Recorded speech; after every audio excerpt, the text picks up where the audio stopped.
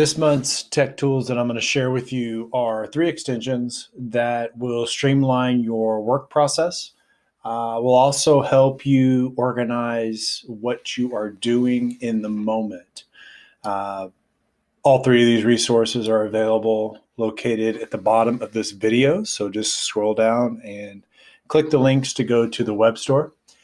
The first item is Bitly. It's a new extension, or not a new extension. It's been around for a while, but I utilize Bitly a lot. The other one is Infinity New Tab. And then the last one is going to be Office Editing for doc sheets and slides. The great thing about this is that now if somebody shares with you a Google Doc, or I'm sorry, a PowerPoint, an Excel file, or a Word document, you can edit it directly from your Chromebook. So I'm going to test that also. So let's go ahead and jump into the first extension. The first extension is called Bitly, and you'll notice that it's located up here on the right-hand side in my toolbar or my extension area. So what this does for me is instead of going to bit.ly to make my custom URLs that I put in presentations that I want to share with an audience or trainings, or if I just want my kids to remember what website we went to, making a custom URL makes it super simple. It's very easy to remember bit.ly /edtech tools than it is to remember www dot blah blah blah dot blah blah blah and then a bunch of letters and numbers. So the way this works is I click the Bitly icon and it opens up my side item. It will tell me the title of my item, which I can click or change or page. And then right here is where I can backspace all those numbers, letters, capitals, lowercase, all that other junk. Let's try another one.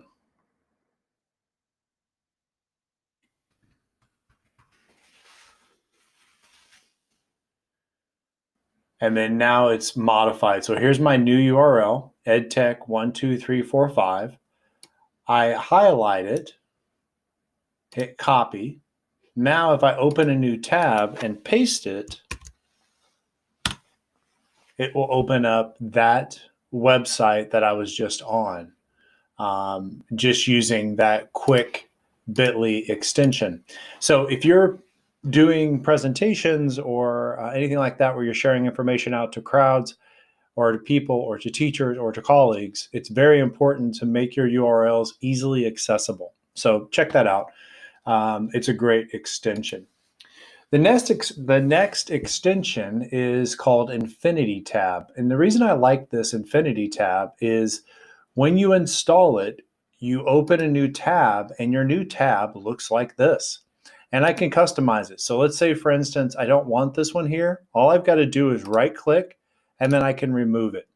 The other cool thing about this is, let's say I want to add something to this. So something that we typically use in the district a lot.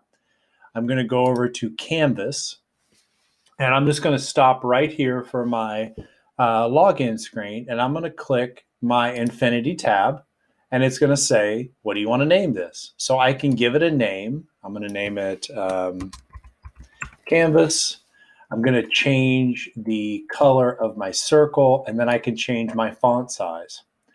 When I want to change this, I can actually change whatever I want this to be. So I'm going to name it CV and then I'll click OK. And done. So now when I go back and I refresh this new tab, you'll notice that now I have my Canvas piece. If I click, I can drag it over and drop it. So now I have it right here.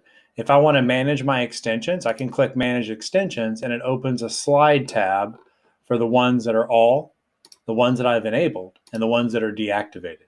So I can exchange all of these extensions directly from here. The other thing I can do is I can quickly access my history. If I want to know the temperature, I just click this and I can update this resource. So I really like that extension. Now this extension is one that's always on, always active. So as soon as you open a new tab, that's what happens. Now the next one is Open Office. So let's say, for instance, we have a document from Word or an Excel sheet or a PowerPoint or a Word document. I'm going to click the Word document and it'll open it up. And you'll notice it's a very simple header.